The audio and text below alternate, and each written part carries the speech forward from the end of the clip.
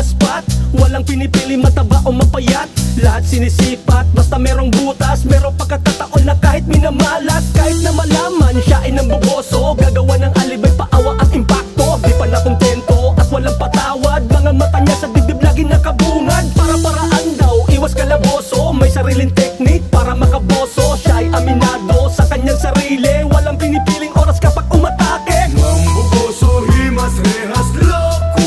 Mamboboso, kalaboso, kang bangka sa oblo. Kalaboso, ayaw magbago, utak palyado. Mamboboso, pagsisisi laging nasa dulo.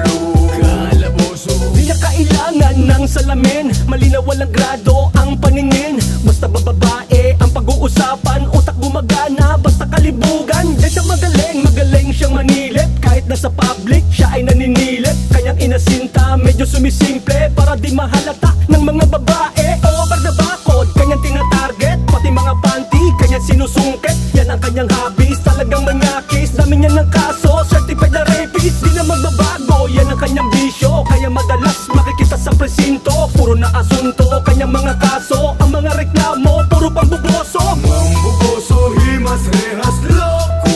Mamboboso, kalaboso, kang bangka sa oblo. Kalaboso, ayaw magbago, utak palyado.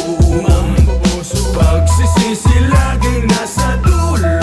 Kalaboso, Napakakitid ng kanyang utak, okay lang sa kanya kahit mapahamak. Puro nakahihiyan ang dinudulot sa kanyang balwarte, kung tawagin salot. Manhid na at wala ng pagbabago, kung magbago man, magbabago lang ng pwesto. Laging kalaboso, siya lagi suspetsya ng mga babaeng merong ebidensya. Naiwang tsinelas dun sa bakuran, dun sa may banyo merong binusohan. Agad sumigaw, hoy may namboboso. Siya'y kumaripas, mabilis tumakbo. Siya'y inabutan ng kalalakihan at bubog sarado sa taong bayan. Kaya ang bahay niya ay kulungan, tapos ang laya niya ay bakasyunan. Ang pamboboso ginawang libangan.